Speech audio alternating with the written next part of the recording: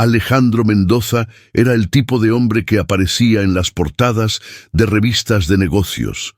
Traje impecable, mirada decidida y una agenda más llena que el cielo de Madrid en los días de verano. A los 47 años era dueño de uno de los mayores grupos inmobiliarios de España, vivía en una mansión en La Moraleja y estaba rodeado de asesores como si fueran su sombra. Pero por dentro, él estaba vacío. Desde la muerte de su hijo Miguel, 4 años atrás, Alejandro vivía en modo automático. Trabajaba sin parar, acumulaba reuniones, contratos, cifras, todo para evitar enfrentar el duelo que lo carcomía por dentro. Era una tarde lluviosa de otoño cuando el pasado, el presente y quizás hasta el futuro decidieron chocar justo en medio de la calle. Caminaba rápido, esquivando los charcos con sus zapatos italianos, como si estuviera pisando problemas que no quería enfrentar. El paraguas de marca soportaba el peso de la lluvia, pero no el del remordimiento. Iba camino a una reunión importante con inversionistas asiáticos, y como siempre, su mente estaba lejos de las calles y cerca de los números. Hasta que una voz aguda, desesperada e infantil rompió el ruido de la ciudad. «Señor, por favor, mi hermanito no respira». Alejandro se detuvo, sobresaltado, girando casi sin pensar. Y allí estaba ella, una niña de unos 8 años, descalza, con un vestido desgastado, los ojos verdes hinchados de tanto llorar y la manita extendida en súplica. Apretó con fuerza la barra de su traje de sastrería. En ese instante, algo que él ni siquiera sabía que aún existía dentro de sí, se encendió. Alejandro intentó soltarse con delicadeza, incómodo por la situación y ya imaginando las miradas a su alrededor. «Pequeña, no puedo ahora», empezó a decir, pero la niña lo interrumpió con una frase que atravesó su alma como un cuchillo. «Va a morir como mamá si nadie ayuda». Aquello no era solo una súplica, era un grito que venía de un lugar de desesperación que Alejandro conocía bien. Por un instante vio el rostro de su propio hijo en aquella mirada desesperada. Sin responder, simplemente asintió con la cabeza. «Llévame con él», dijo con la voz quebrada. La niña no esperó ni una palabra más. Le agarró la mano y comenzó a correr, jalándolo por los callejones mojados de Vallecas, barrio que Alejandro solo conocía por los fríos informes de obras de demolición y reurbanización. Fueron minutos corriendo en silencio, bajo la lluvia, por callejones estrechos y llenos de charcos, con olor a basura mojada y paredes cubiertas de grafitis. El contraste entre los dos era absurdo. Ella, un hilito de niña con los pies empapados y heridos. Él, un ejecutivo con un traje de 3.000 euros que ahora se le pegaba al cuerpo de tan mojado. Finalmente, se detuvieron frente a un edificio abandonado, con la puerta casi arrancada de las bisagras. Dentro, sobre un colchón viejo y empapado en un rincón oscuro, estaba un bebé, con los labios azulados y el cuerpo temblando ligeramente. Alejandro sintió el suelo desaparecer bajo sus pies. Soltó el maletín de cuero, se arrodilló en el barro sin pensarlo y colocó los dedos en el cuello del niño. Aún tenía pulso, pero era débil. El bebé respiraba, pero con dificultad. «Tiene fiebre muy alta», murmuró, tocando la frente caliente y sudorosa del niño. «¿Cómo se llaman ustedes?», preguntó con voz baja. «Yo soy Carmen y él es Manuel», respondió la niña, con los ojos muy abiertos y llenos de confianza en que algo iba a cambiar. Alejandro envolvió al pequeño Manuel con su propio abrigo, ignorando el caro tejido manchado de barro y el peso del niño febril contra su pecho. Estaba empapado, temblando, pero más vivo de lo que se había sentido en años. «Vamos a salir de aquí», dijo, sin pensarlo 2 veces. Carmen corrió a su lado resbalando de vez en cuando en la acera mojada, pero sin apartar la vista de su hermano. En la avenida principal, Alejandro hizo señas al primer taxi que vio. El conductor dudó al ver la escena. Un hombre elegante con un bebé enfermo en brazos y una niña sucia y mojada al lado. Pero bastó que Alejandro dijera la dirección de su mansión para que la puerta se destrabara sin más preguntas. En el trayecto, Alejandro intentó procesar lo que estaba ocurriendo, pero todo parecía irreal. Carmen, sentada a su lado, no dejaba de mirarlo, como si intentara descifrar si él era real.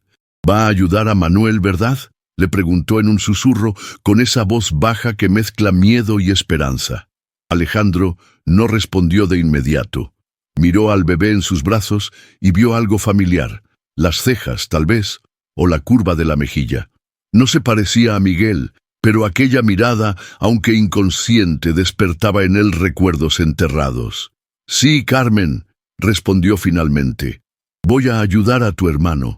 La niña se relajó un poco en el asiento, pero no apartó los ojos de él. Cuando llegaron a la mansión, la gobernanta, doña Rosario, casi dejó caer la bandeja que llevaba al ver la escena.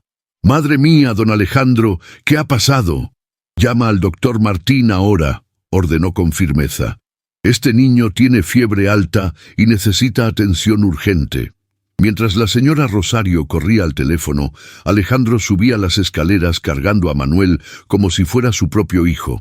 Y por primera vez en años sentía que estaba exactamente donde debía estar. La habitación de invitados, la más aireada e iluminada de la casa, fue improvisada como enfermería. Alejandro acostó a Manuel en la cama, ajustando las almohadas y cubriéndolo con un edredón suave.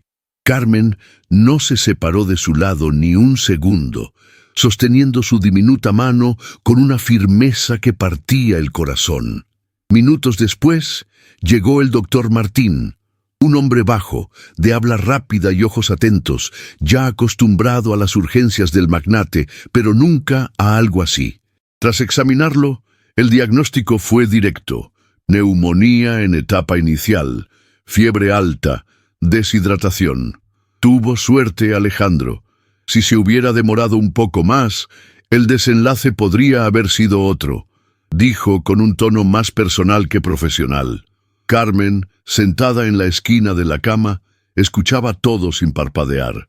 El médico la miró y agregó: «Pero va a estar bien, pequeña. Va a mejorar, sí».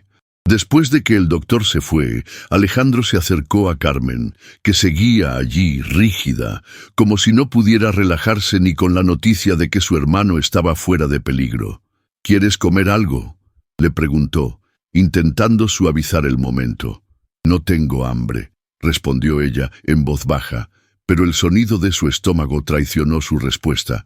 Rosario apareció en la puerta con una bandeja de sopa y pan calentito, soltando un «este olorcito no falla», con su estilo cálido. Carmen dudó, pero cuando el aroma la envolvió, no resistió. Se sentó en el sillón y empezó a comer con una educación forzada, como si intentara comportarse lo mejor posible en un lugar donde no sabía si podía quedarse. Alejandro la observaba en silencio, sintiendo algo que no experimentaba desde hacía mucho tiempo: culpa mezclada con ganas de hacer las cosas de otra manera. Después de que Carmen terminó la sopa, Rosario la llevó al baño para un baño caliente y ropa seca. Mientras tanto, Alejandro se retiró a su despacho, pero no lograba concentrarse en nada. El ordenador estaba encendido y los informes abiertos en la pantalla parecían venir de otro planeta. Su mente seguía atrapada en esa niña de ojos enormes y en el hermano pequeño que casi murió por un hilo. En el escritorio, entre papeles y contratos, reposaba una foto de Miguel. Era de su último cumpleaños, vestido con el uniforme de fútbol, sosteniendo un pastel temático. Aquella imagen, siempre ignorada, ahora parecía viva. «¿Por qué los traje aquí?», murmuró para sí mismo. No tenía sentido en los moldes fríos de su lógica empresarial. Nada de eso lo tenía. Y aún así, algo dentro de él le decía que era exactamente lo que debía haber hecho. Rosario tocó suavemente la puerta del despacho. «La niña está en la habitación, leyendo. Le di un pijama de mi nieto. Le quedó justo». Alejandro agradeció con un gesto. Al subir a ver cómo estaban, Encontró a Carmen sentada en el sillón junto a la cama, envuelta en una manta, leyendo un librito infantil que Rosario había guardado hacía años. Manuel dormía profundamente, el rostro más sonrosado, la respiración menos irregular. Alejandro entró despacio y Carmen levantó la vista, aún desconfiada, aún en alerta. ¿Nos vas a echar mañana?, preguntó directo, sin rodeos. Él se detuvo por un segundo, sintiendo el peso de la pregunta. «No sé cuánto tiempo se van a quedar aquí», respondió con sinceridad, «pero sé que hoy y en los próximos días están a salvo y no van a ir a ningún lado». Carmen asintió, pero su mirada decía que aún no lo creía del todo. A la mañana siguiente, Alejandro se despertó más temprano de lo habitual, sin necesidad de la alarma. Era extraño estar en casa un día laboral sin estar preparándose para una reunión o junta de negocios. Bajó directamente a la cocina, donde encontró a Carmen ayudando a Rosario a preparar el desayuno. La escena lo tomó desprevenido. La niña, con el cabello aún húmedo del baño de la noche anterior, intentaba romper huevos con cuidado, concentrada, como si aquella fuera la tarea más importante del mundo. «Buenos días», dijo él, aún algo sorprendido por la escena doméstica. Carmen respondió con un tímido saludo. Manuel durmió bien. La señora Rosario se quedó despierta vigilándolo en la madrugada, y yo también. Alejandro se acercó y tomó una taza de café. Observó a la niña por un momento. Se movía como alguien que ya había hecho eso 1000 veces. «¿Haces esto todos los días?», preguntó. «Lo hacía cuando vivíamos con la señora Dolores». Esa mención despertó algo en Alejandro. «¿Quién es esa señora Dolores?». Carmen dudó por un segundo. «Nos dejó dormir allí después de que mamá se fue al cielo. Pero ayer dijo que ya no podía más. Dijo que éramos un problema y que no podía pagar». Alejandro asintió, sintiendo un sabor amargo en la boca. «Y antes de eso», insistió, «¿dónde vivían?». Carmen explicó que vivían en un edificio viejo en Vallecas, que fue vendido y luego demolido. Mamá decía que nos iban a dar una casa nueva, pero nunca mandaron nada. Alejandro dejó de masticar. La descripción del lugar le resultaba muy familiar. Conocía bien ese proyecto. Era uno de los más recientes del Grupo Mendoza, uno de tantos donde nunca puso un pie personalmente. El nombre del edificio, la ubicación, la fecha, todo coincidía. «¿Sabes quién compró ese edificio?», preguntó, intentando mantener la calma. Carmen respondió con una naturalidad cruel. «Grupo Mendoza». Esa respuesta fue como un golpe. Alejandro necesitó sentarse. El edificio donde vivía la madre de Carmen había sido comprado, vaciado y demolido por él mismo. O mejor dicho, por su empresa, un proyecto moderno en un barrio popular, pensado para atraer valorización y progreso, pero que en la práctica había dejado a decenas de familias en la calle. «Mamá intentó hablar con el jefe de la empresa», continuó Carmen, como si relatara cualquier otra cosa del día. «Pero los guardias no la dejaron entrar. Ella decía que si lograba hablar con él, tal vez él entendería, que parecía un señor importante y respetable». Alejandro sintió una náusea repentina. Recordó una visita a la obra con periodistas, flashes, brindis y la molestia que sintió al ver gente queriendo acercarse. En ese momento pidió que se reforzara la seguridad. Ahora se preguntaba si una de esas voces ignoradas no era precisamente la de la madre de Carmen. El resto de la mañana pasó borroso. Alejandro salió de la cocina con el estómago revuelto y fue directo a su despacho. Llamó a Javier, su director financiero, pidiendo todos los informes sobre el proyecto en Vallecas. Quería saber quién había sido responsable del programa de reubicación de las familias. Las respuestas no llegaron de inmediato, y la angustia solo crecía. Mientras tanto, Carmen permanecía en la habitación, cuidando de Manuel, que empezaba a mostrar señales de mejoría. Alejandro subió para verlos y encontró a la niña cambiándole el pañal al hermano con destreza, como si fuera algo natural, lo cual, lamentablemente, probablemente lo era. ¿Haces esto sola desde hace cuánto?, preguntó. Desde que mamá se enfermó. Dormía mucho. Decía que era cansancio, pero después vi sangre en la sábana. Carmen lo dijo con una frialdad que solo una niña obligada a crecer rápido puede desarrollar. Alejandro no respondió. Solo se quedó allí, de pie, con un peso en el pecho que apenas podía describir. Más tarde, el doctor Martín regresó para examinar a Manuel y se mostró satisfecho con la evolución. La fiebre había bajado un poco y ya respondía mejor a los estímulos. Carmen permaneció al lado de la cama todo el tiempo, sujetando la manita del hermano como una centinela. Después de que el médico se fue, Alejandro la llamó para conversar en la sala. Se sentaron en el sofá, ella envuelta en una manta, con los pies cruzados, aún sin zapatos. Carmen, ¿tienes algún otro pariente? ¿Alguien que pueda cuidar de ustedes? Ella negó lentamente con la cabeza. La abuela murió antes de que yo naciera, y mi papá se fue cuando mamá dijo que estaba embarazada de Manuel. Nunca lo volvimos a ver. Alejandro respiró hondo. La ausencia de opciones era clara. ¿Te gustaría quedarte aquí, al menos por un tiempo, hasta que entendamos mejor qué hacer? La niña dudó. ¿De verdad podemos?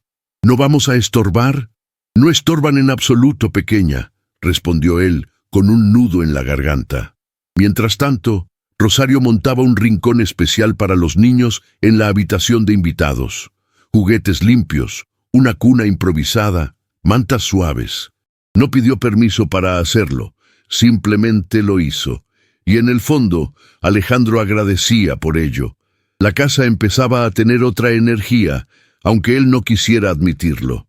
Aquella noche, al pasar por la puerta del cuarto, vio a Carmen leyéndole a Manuel, un librito infantil con ilustraciones desgastadas. La niña leía despacio, con voz tranquila, y el hermano, aunque enfermo, la miraba con adoración. Alejandro se quedó allí, parado en la puerta, observando, y de repente fue como volver en el tiempo. Vio a Miguel, con 5 años, sentado en el sofá escuchando un cuento con los ojos muy abiertos. Sintió el olor del champú infantil. Escuchó la risa de su hijo en su memoria. Ese recuerdo lo desestabilizó más que cualquier crisis empresarial. Volvió al despacho y por primera vez en años no logró abrir el portátil. Al día siguiente, la rutina de la casa era diferente. Carmen se levantó temprano y ya estaba ayudando a Rosario a doblar ropa y organizar la cocina. Manuel aún estaba débil, pero ya podía sentarse en la cuna y balbucear algunas palabras, lo cual ya era una victoria. Alejandro pasó la mañana en llamadas, intentando coordinar el caos que era su agenda tras 2 días sin aparecer en la oficina. Javier, del área financiera, lo actualizó sobre una reunión con inversores que necesitaba ser reprogramada con urgencia. Alejandro, desapareciste. Todos están pidiendo explicaciones, pero él ni siquiera intentó justificar. Solo dijo que se encargaría más tarde. Cuando colgó, se quedó quieto con el celular en la mano. Nunca antes había dejado de priorizar una reunión. Aquello era nuevo, confuso, pero de alguna manera tenía más sentido ahora que cualquier hoja de cálculo que hubiera analizado. A media tarde, Rosario llamó a Alejandro para mostrarle algo. Carmen había dibujado una casita con 3 personas, ella, Manuel y él. Estaban tomados de la mano, sonriendo, con un sol enorme en una esquina de la hoja. Al lado había escrito con letra torcida, «Mi nueva casa». Alejandro se quedó sin palabras. «Lo dejó en mi habitación, junto con el librito que estaba leyendo ayer», explicó Rosario. «Creo que quería mostrártelo». Él tomó el papel con cuidado, como si fuera algo sagrado. Aquel dibujo removió algo profundo en él. No era solo el gesto, era la pregunta silenciosa que venía con él. Una niña que ya había perdido tanto, preguntando si por fin podía llamar hogar a un lugar, y más que eso, si podía llamarlo a él parte de ese hogar. Alejandro se sentó en el sofá con el dibujo en las manos y se quedó allí por minutos, en silencio, intentando entender lo que sentía. Esa noche, mientras todos dormían, Alejandro bajó al despacho y abrió un cajón que no tocaba desde hacía años. Dentro había una caja de madera con algunos objetos de Miguel, el reloj de pulsera infantil con dibujo de dinosaurio, la medallita del campeonato de fútbol, una carta que había escrito diciendo: «Eres el mejor papá del mundo». Alejandro sostuvo ese papel por largos minutos. Las palabras del niño, tan simples, parecían ahora un reclamo. Sabía que había fallado, que prometió estar presente y nunca lo estuvo de verdad, que dejó al hijo esperando en el escenario de la escuela, que priorizó negocios y perdió lo más importante.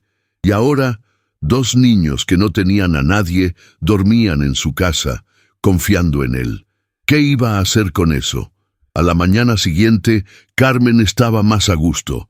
Jugaba con algunas muñecas antiguas de la hija de Rosario, e incluso sonrió cuando Alejandro entró en la sala. Manuel ya podía gatear por la alfombra e intentaba alcanzar un cojín con estampas coloridas. Alejandro se sentó en el suelo, algo que no hacía desde hacía décadas, y ayudó al niño a empujar un cochecito de juguete. Carmen observaba desde lejos, aún desconfiada, pero empezaba a bajar la guardia. Más tarde, mientras Rosario bañaba a Manuel, Alejandro llamó a Carmen para conversar. «¿Te gusta estar aquí?», preguntó. Ella se encogió de hombros. «Está bien, es calentito, y hay sopa». Después de un rato añadió: «Pero nunca nos quedamos mucho tiempo en los lugares». Aquello dolió más de lo que Alejandro esperaba. Ella hablaba con una certeza melancólica, como quien ya se prepara para la próxima mudanza. Más tarde, mientras Alejandro analizaba informes en el despacho, recibió una llamada del investigador privado que había contratado discretamente el día anterior. «Don Alejandro, logré rastrear parte del historial de la madre de los niños, Isabel Ruiz. Trabajó como limpiadora en varias oficinas, incluso en el edificio del Grupo Mendoza». Alejandro sintió un vuelco en el estómago. «¿Y qué más?», preguntó, tenso. Intentó registrar una queja formal durante el proceso de desalojo. Fue detenida por seguridad y nadie del sector jurídico la recibió. También encontré registros médicos. Tenía una condición renal crónica que empeoró tras el desalojo. El silencio del otro lado de la línea duró algunos segundos. «Murió sola, señor. No recibió atención adecuada. Los vecinos dicen que fue Carmen quien llamó por ayuda, pero ya era tarde». Alejandro colgó sin poder decir nada más. Se quedó allí, quieto, mirando la pantalla del ordenador como si fuera responsable de todo. Durante la cena, Carmen notó la mirada distinta de Alejandro. Estaba más callado de lo normal, distraído. «¿Estás enojado con nosotros?», preguntó sin rodeos. Él negó con la cabeza, saliendo de su letargo.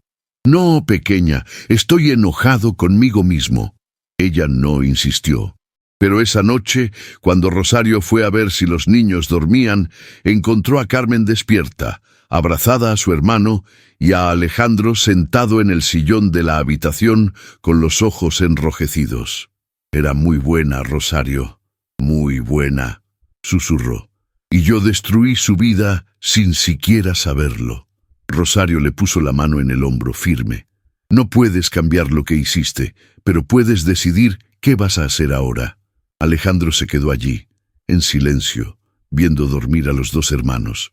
Por primera vez, pensó seriamente en cambiar el rumbo de su vida, no solo por culpa, sino por algo más fuerte: el deseo de hacer lo correcto, aunque fuera demasiado tarde.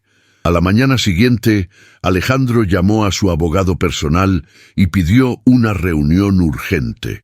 «Quiero entender cómo funciona el proceso de tutela provisional y adopción legal». Del otro lado de la línea, el abogado guardó silencio unos segundos. «¿Usted quiere adoptar a los niños?». Alejandro respondió con firmeza. «Quiero saber qué se necesita. No estoy diciendo que lo haré ahora, pero necesito entender».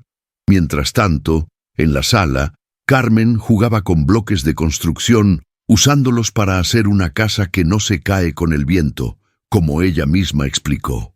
Alejandro observó la escena desde lejos, sin ser visto, y sintió un nudo en el pecho. La niña estaba intentando construir con las manos aquello que el mundo insistía en quitarle: estabilidad. Más tarde, Rosario le comentó que Carmen se negaba a dormir sola en la habitación, incluso cuando Manuel dormía profundamente. Tiene miedo de despertar y que él ya no esté allí. Alejandro asintió, sintiendo nuevamente esa mezcla de culpa y ternura. Fue hasta la niña y le preguntó si quería ayudar a montar una cuna nueva para Manuel, un modelo de madera que habían comprado con urgencia. Sus ojos se iluminaron. «¿Puedo elegir el color de la cobija?». «Claro que sí», respondió él sonriendo. Pasaron la tarde juntos, montando la estructura con herramientas improvisadas. Carmen mostraba una concentración increíble para una niña, casi como si aquello fuera más que un mueble, era un símbolo de permanencia. Y de alguna forma, lo era. Al final de ese día, Alejandro recibió el informe completo del proyecto de Vallecas. Leyó cada línea con atención, aunque algunas partes del documento fueran difíciles de enfrentar. Descubrió que la empresa subcontratada responsable de la reubicación de las familias había falsificado documentos y desviado dinero público. Nadie lo supervisó, nadie lo exigió. Él mismo había firmado los contratos, confiando en los informes y en los ejecutivos por debajo de él.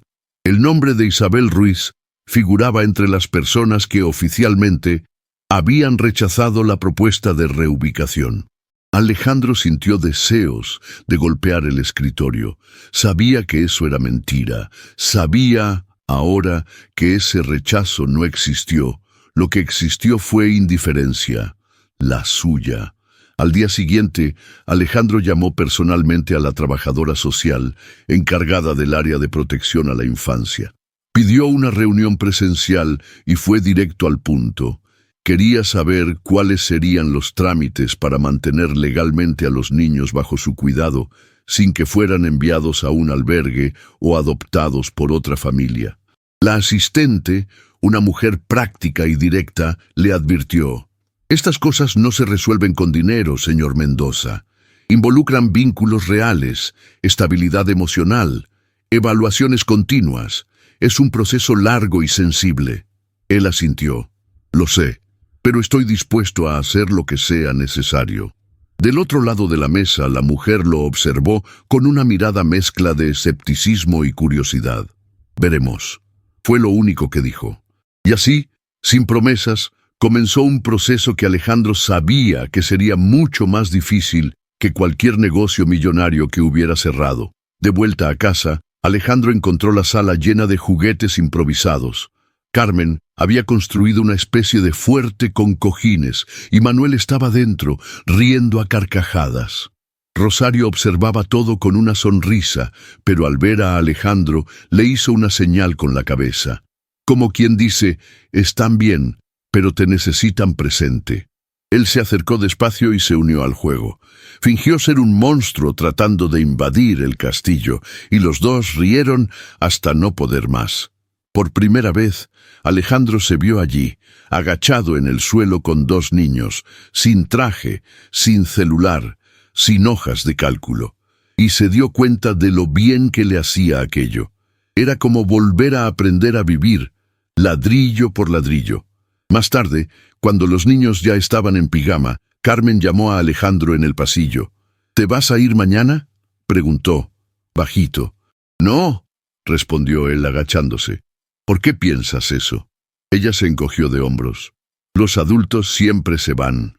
Alejandro se quedó en silencio por unos segundos. «Una vez me fui, del lugar donde estaba mi hijo, y él nunca volvió. Me prometí a mí mismo que, si tenía otra oportunidad, no huiría de nuevo. Carmen lo miró como si intentara entender algo más grande de lo que podía procesar. «¿Entonces podemos quedarnos un poco más? Pueden quedarse el tiempo que quieran», respondió con la voz entrecortada. Ella asintió con una sonrisa tímida y volvió a la habitación. Alejandro se quedó allí, parado, sintiendo que, finalmente, había hecho algo bien. Al día siguiente, mientras Carmen dibujaba con crayones en la terraza y Manuel jugaba con una pelotita en la alfombra, Alejandro recibió una visita inesperada. Mercedes, su exesposa. Pilar, su secretaria, le había contado informalmente que Alejandro estaba involucrado en algo distinto y había desaparecido de las reuniones. Cuando Mercedes entró a la casa y vio la escena, 2 hijos que no eran suyos y Alejandro en medio, en camiseta y de rodillas en el suelo, se quedó visiblemente afectada. «¿Te volviste voluntario en una guardería?», bromeó intentando disimular el impacto. Alejandro no rió. «Son hijos de una mujer que mi empresa desalojó. Ella murió. Estaban solos». Mercedes se sentó en el sofá mirando a su alrededor. «¿Y ahora? ¿Ahora? Estoy intentando hacer lo correcto. Por primera vez en mucho tiempo». Mercedes, con su estilo directo, no perdió tiempo. «¿Piensas quedarte con ellos?». Alejandro respondió que sí, que estaba en proceso de tutela, que no era por impulso. Ella guardó silencio unos instantes. «Siempre pensé que todavía tenías ese lado escondido por dentro. Solo no sabía si iba a despertar algún día». Carmen apareció en la sala en ese momento, curiosa con la nueva presencia. Alejandro la presentó. «Ella es Mercedes, una amiga». Mercedes sonrió a la niña. «¿Te gusta la música?». Carmen asintió. «Mi mamá cantaba. Doy clases de música en una escuela. Si quieres, puedo enseñarte algunas cosas». Carmen le devolvió la sonrisa, una de esas sonrisas raras que muestran confianza. Mercedes y Alejandro intercambiaron una mirada silenciosa, cómplice, llena de cosas no dichas, pero con una chispa de esperanza. En los días siguientes, Mercedes comenzó a visitar la mansión con frecuencia, ayudando a Carmen con la lectura, tareas básicas e incluso algunas canciones. La niña mostraba un talento natural, entonada, con buena memoria musical. Manuel, por su parte, se volvía cada vez más activo, arrastrando juguetes por la casa y balbuceando nuevas palabras cada día. La presencia constante de los niños le daba a la casa un sonido diferente, ruido de vida. Alejandro, aún con pendientes empresariales, hacía cuestión de cenar con ellos todas las noches. Las reuniones se reprogramaban, los contratos se retrasaban. Y, sorprendentemente, eso ya no lo desesperaba como antes. Era como si algo más importante se hubiera instalado en su vida. Una tarde, Carmen se acercó a él con un pedazo de papel doblado. «La profesora Mercedes pidió que escribiéramos sobre nuestra familia», dijo, algo avergonzada. Alejandro abrió el papel. La letra era torcida, pero clara. «Mi familia antes era mi mamá, yo y Manuel. Ahora está Alejandro, la señora Rosario, Mercedes y Manuel todavía. No sé si es para siempre, pero ahora es bueno». Leyó ese billete 3 veces. Era simple, directo, y dolía más que cualquier discurso. Dolía porque ella aún no tenía la certeza de que fuera para siempre. Porque todavía se preparaba para irse, aunque no quisiera. Alejandro cerró el papel con cuidado, lo guardó en el bolsillo y dijo con firmeza: «Quiero que sea para siempre, Carmen, y estoy haciendo todo para que así sea». Esa noche, después de que todos durmieran, Alejandro sacó nuevamente el billete de Carmen y se quedó mirando fijamente las palabras. Sintió que ya no podía postergar una decisión. Llamó a su abogado y agendó una reunión para el día siguiente. «Vamos a iniciar el proceso de custodia definitiva. Quiero adoptar a los 2». Del otro lado de la línea, el abogado confirmó que sería un proceso largo, pero posible. Había buenas posibilidades de éxito, especialmente si él ya estaba ofreciendo vivienda, atención médica y educación, que era exactamente el caso. Alejandro sabía que no era una firma lo que lo convertiría en padre de esos dos. Era lo que haría todos los días a partir de ahora, pero quería hacerlo oficial, porque en el fondo ya se sentía parte de ellos. Al día siguiente le explicó la decisión a Carmen con calma.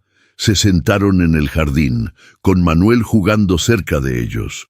¿Sabes lo que significa adoptar a alguien?, preguntó. Carmen asintió con la cabeza, pero esperó que él continuara. Significa decirle a todo el mundo, incluso al juez, que quiero ser tu papá, y el de Manuel también. Que ustedes van a ser parte de mi familia, para siempre. Carmen se quedó en silencio. El viento movía su cabello y las ramas de los árboles alrededor. Por fin, preguntó bajito.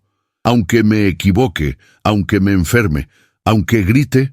Alejandro sonrió y le tomó la mano. Incluso así, sobre todo así. La niña asintió y por primera vez en mucho tiempo lloró sin miedo. Mientras el proceso de adopción comenzaba a avanzar, el universo de los negocios presionaba. El grupo Mendoza estaba inestable, los accionistas impacientes y los antiguos inversores amenazaban con retirarse. Javier, el director financiero, llegó un día con una propuesta de venta. Una empresa extranjera quiere comprar el proyecto de Vallecas. Pagarían menos de lo que vale, pero sería una salida rápida. Alejandro leyó el documento y negó con la cabeza. No vamos a vender. Ya no. Javier insistió. Alejandro, tienes que decidir si quieres ser padre o empresario. Y si quiero ser las dos cosas, respondió él. El desafío era claro, mantenerlo todo en pie sin volver a ser quien fue antes. Y más que nunca, no quería ser ese hombre que lo dejaba todo por el beneficio. En los días siguientes, comenzó a reorganizar la estructura de la empresa. Vendió participaciones en áreas menos estratégicas, convocó reuniones con los empleados y habló abiertamente sobre los errores del pasado. Creó un programa interno para escuchar a las familias afectadas por los proyectos de la empresa y, para sorpresa de muchos, comenzó a visitar personalmente las obras en curso. Poco a poco, la confianza comenzó a regresar. No era fácil, no era rápido, pero era real.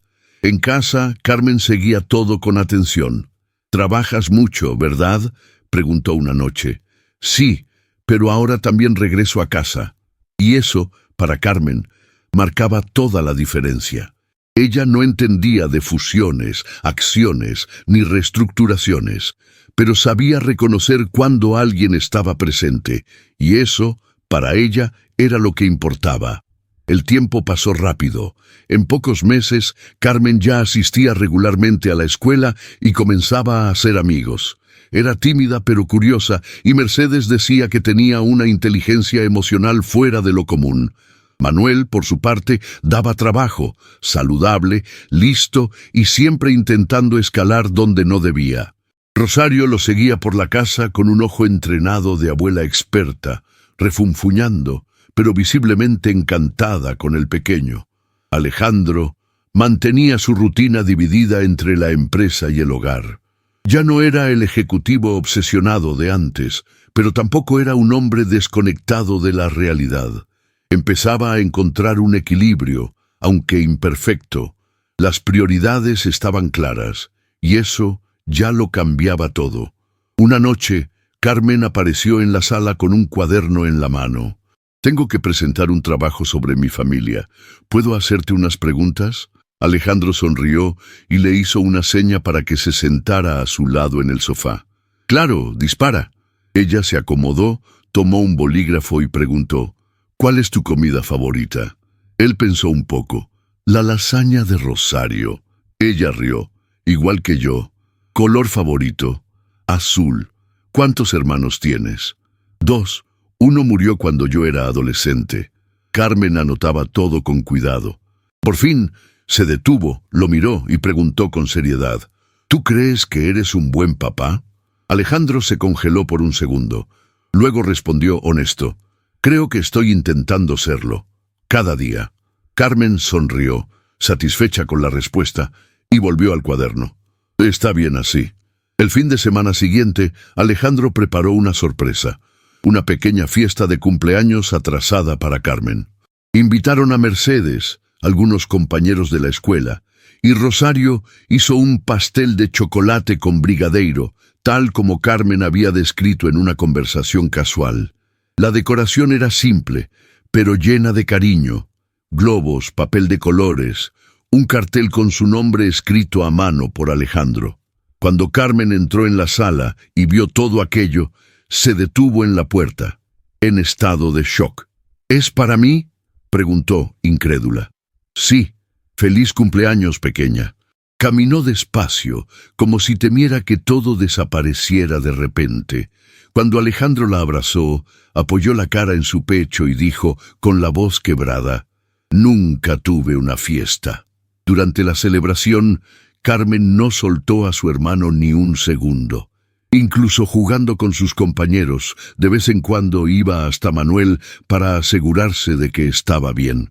Mercedes llevó a Alejandro a un lado y comentó, «Ella todavía está en modo de supervivencia. Va a tardar en entender que ya no necesita ser su mamá». Alejandro asintió. «Lo sé, pero quiero que tenga tiempo para ser una niña». En el momento del pastel, cuando apagó las velitas, Carmen hizo un deseo en silencio. Nadie le preguntó qué era, pero Alejandro tuvo la certeza de saberlo. Estabilidad. Después de la fiesta, mientras Rosario recogía los vasos y Mercedes ayudaba a Manuel a quitarse los zapatos, Carmen se quedó sola un momento en el jardín. Alejandro se acercó. «¿Te gustó la fiesta?» «Fue el mejor día de mi vida», respondió, así de simple. En los días siguientes, el humor de Carmen cambió perceptiblemente. Estaba más ligera, hablaba más, reía con más facilidad. Comenzaba finalmente a creer que esa nueva vida podía ser real. Alejandro, por su parte, empezaba a sentir el verdadero peso de la responsabilidad. El papeleo de la adopción avanzaba. Los encuentros con psicólogos y trabajadores sociales exigían tiempo y paciencia, y él lidiaba con todo eso con una mezcla de determinación y miedo. Por las noches leía sobre paternidad, traumas infantiles, creación de vínculos. Quería hacerlo bien, no como compensación, sino porque sentía de verdad que era su padre. Ese sentimiento había llegado despacio, sin hacer ruido, pero ahora era claro, fuerte, innegable. Un día, Carmen llevó un dibujo para mostrarle. Era simple. Ella, Manuel y Alejandro de la mano, con un sol sonriente en el cielo. Pero esta vez había algo diferente. Había una palabra escrita en letras grandes, algo torcidas, en la parte superior de la hoja: familia. Él miró el dibujo, luego a ella. ¿Escribiste esto tú sola? Carmen asintió. Es lo que somos ahora, ¿verdad? Alejandro respiró hondo, sintiendo los ojos arder. Sí, somos una familia. Carmen sonrió y dijo algo que él nunca imaginó escuchar de forma tan natural. Gracias, papá. Él se quedó paralizado por un segundo, conteniendo el llanto. Luego respondió simplemente, gracias a ti, hija. Y en ese momento, más que en cualquier otro de su vida, tuvo la certeza de que estaba exactamente donde debía estar. En la empresa, los resultados comenzaron a mejorar lentamente. La nueva política de responsabilidad social generó buena repercusión en la prensa y atrajo la atención de inversores interesados en proyectos sostenibles. El equipo también parecía más motivado. Alejandro ahora conocía los nombres de los empleados del piso inferior, algo impensable meses atrás. Hacía cuestión de participar en reuniones con menos formalidad y más escucha. Javier comentó un día, medio en tono de broma, que el nuevo Alejandro da menos miedo y más resultados. Y de hecho era cierto. Seguía siendo exigente pero diferente, más humano, más conectado, como si hubiera recordado que, detrás de cada gráfico, existían personas. En casa, el ritmo también seguía firme. Manuel hablaba cada vez más, y ahora llamaba a Alejandro papá con naturalidad. Rosario, emocionada, decía que nunca había visto una transformación tan bonita en un niño. Carmen seguía más confiada, asistiendo a las clases de música con Mercedes y aprendiendo a tocar el teclado. Alejandro se sorprendía con su talento y con la disciplina que demostraba. Todas las noches practicaba con dedicación, diciendo que algún día quería tocar para que mamá escuche desde el cielo. Una noche, mientras Mercedes corregía unos ejercicios con ella en la cocina, Alejandro observaba en silencio y se preguntaba en qué momento aquella casa se convirtió en un hogar.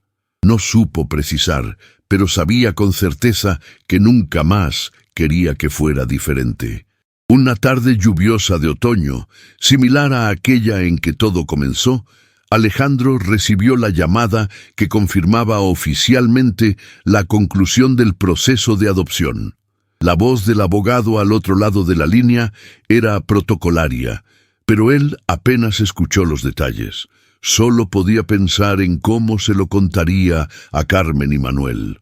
Subió las escaleras despacio, con el corazón acelerado, y encontró a los dos en la habitación. Carmen dibujando y Manuel jugando con un camión. «Hay algo que quiero contarles», dijo arrodillándose junto a ellos. «El juez firmó hoy. Ahora, oficialmente, ustedes son mis hijos». Carmen abrió los ojos como platos. «¿De verdad? ¿De verdad?». Ella corrió y lo abrazó con fuerza.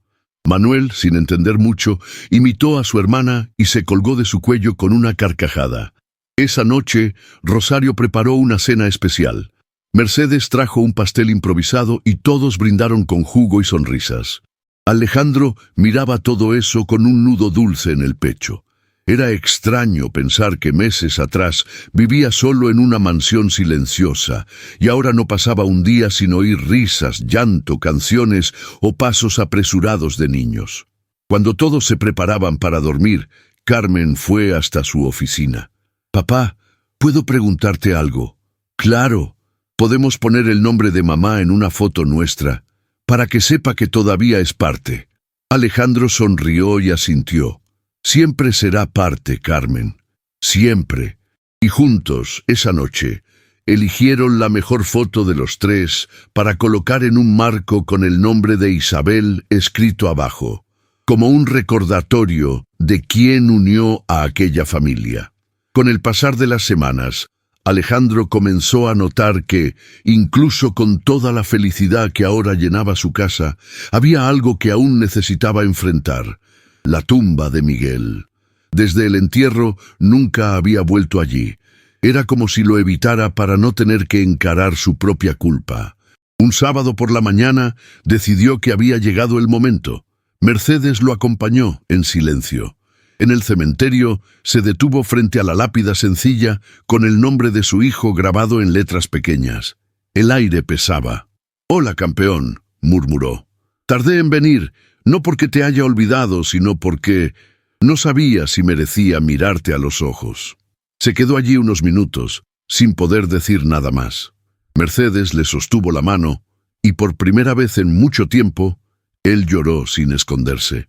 Después, de regreso al coche, Alejandro se sentía más liviano. No era alivio, era otra cosa. Una paz extraña, como si finalmente hubiese reconocido el dolor en lugar de huir de él. En el camino de vuelta, pararon en un puesto de flores y compraron una maceta pequeña para que Carmen la plantara en el jardín. «Le va a gustar», dijo Mercedes. Al llegar a casa, encontraron a Manuel dormido en el regazo de Rosario y a Carmen tocando una canción nueva en el teclado. Alejandro se acercó en silencio, escuchando las notas que parecían contar una historia solo de ellos. Cuando terminó, lo miró con una sonrisa tímida. «Estoy mejorando, ¿verdad? Estás maravillosa», respondió, y sintió algo nuevo en el pecho: orgullo de padre. La vida en la mansión fue ganando su propio ritmo. Las mañanas comenzaban con el ruido de Manuel corriendo por los pasillos y Carmen quejándose de sueño. Rosario, siempre atenta, organizaba los desayunos como si fuera una misión militar. Alejandro, entre sorbos de café, revisaba contratos o respondía correos, pero ahora con otra actitud, menos urgencia, más equilibrio. Empezaba a entender que algunas cosas no podían esperar, pero otras sí podían. Los martes y jueves acompañaba a Carmen a sus clases de música, donde ensayaba con un pequeño grupo de niños para una presentación de fin de año. Cuando la veía en el escenario, con el cabello recogido en 2 trenzas y los ojos brillando de emoción, algo dentro de él se curaba poco a poco. En una de esas tardes, mientras regresaban de clase, Carmen preguntó: «Papá, ¿tú fuiste niño alguna vez?» Alejandro rió. «Hace tanto tiempo que ya ni me acuerdo. ¿Eras bravo o eras bueno?» «Creo que un poco de los dos». «¿Y tu papá?» La pregunta lo tomó por sorpresa. «Era más bravo que bueno», respondió, sincero. Carmen miró por la ventana un rato y luego dijo: «Tú no eres bravo, solo eres serio, pero cuando sonríes, sé que estás feliz de verdad». Alejandro guardó silencio, tocado por la observación. «Tú me haces sonreír mucho, ¿sabías?»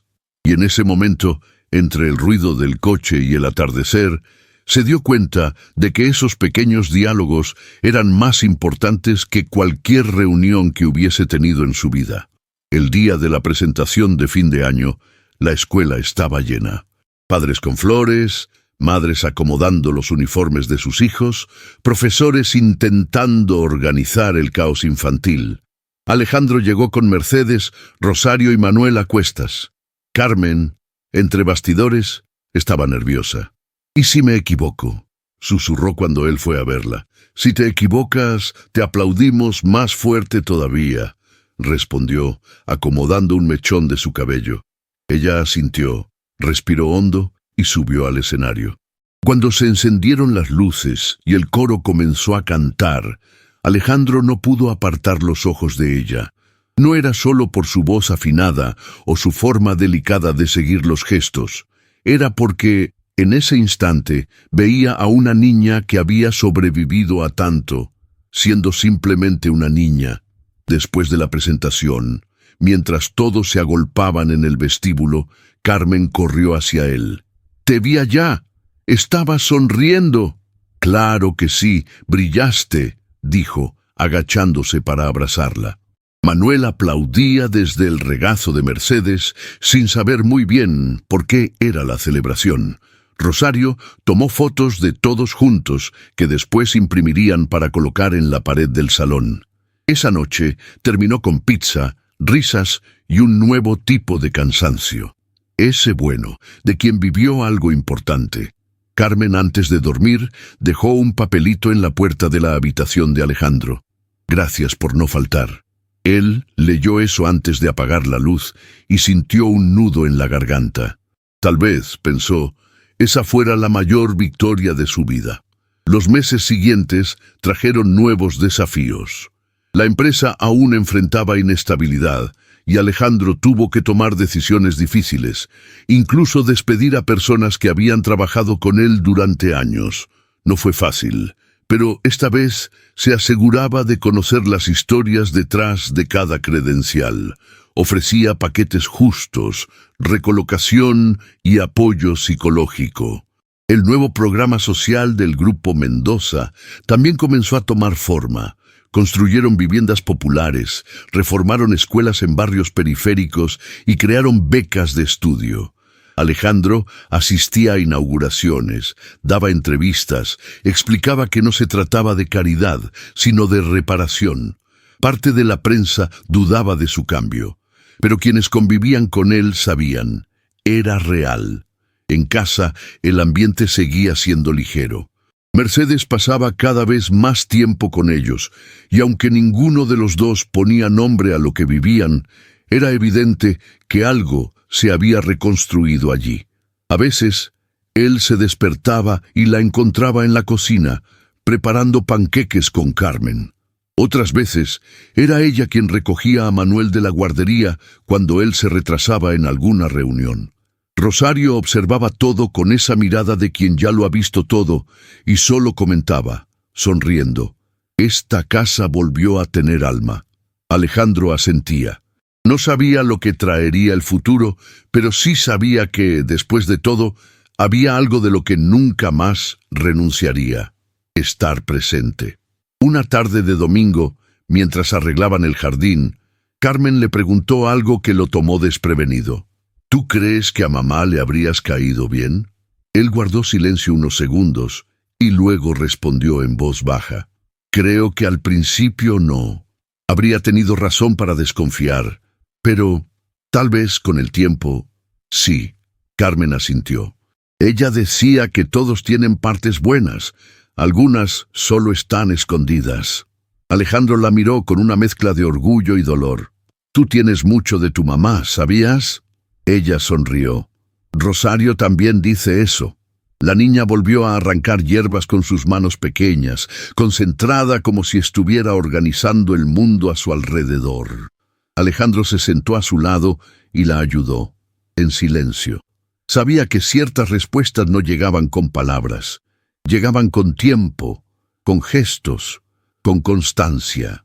Esa noche, después de acostar a Manuel, Alejandro encontró una caja de juguetes en el pasillo con algunas cosas rotas. Carmen intentaba arreglar un muñeco que no lograba mantenerse de pie. «Este era de Manuel, le gusta, aunque se caiga todo el tiempo». Alejandro tomó el juguete e intentó ajustar sus piernas. «A veces, incluso cuando lo arreglamos, sigue un poco torcido», comentó. Carmen respondió sin levantar los ojos. «Pero si seguimos intentándolo, al menos no se queda solo». La respuesta le golpeó profundo. Una vez más, la sabiduría de esa niña de 9 años lo desarmaba. «Sabes que nunca más estarás sola, ¿verdad?». Ella asintió con una sonrisa discreta. «Lo sé, pero me gusta oírtelo decir». Y él lo dijo, las veces que fueran necesarias. Alejandro decidió entonces que era hora de hacer algo que había evitado desde el principio: visitar el antiguo edificio de Vallecas, aquel donde Isabel vivió con sus hijos antes del desalojo. Llevó a Carmen con él, con su permiso. «¿De verdad quieres ver dónde vivíamos?», preguntó ella, curiosa. «Quiero entender mejor su historia, toda». Al llegar, el edificio estaba parcialmente demolido, con tapias rodeando el terreno, pero aún era posible ver partes de lo que había sido un hogar. Restos de azulejos, un balcón roto, pedazos de juguetes en el suelo de tierra. Carmen guardó silencio. Luego señaló una esquina. Allí era el cuarto de mamá, y ahí dormía yo con ella. Alejandro le tomó la mano. «Lo siento mucho». «Yo también», respondió ella sin llorar, solo firme. De regreso, se detuvieron en el parque donde Carmen solía jugar cuando era más pequeña.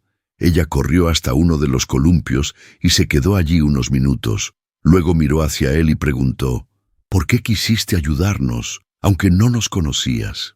Alejandro pensó antes de responder: «Porque me hicieron recordar lo que había perdido, y porque sentí que aún podía hacer algo bien».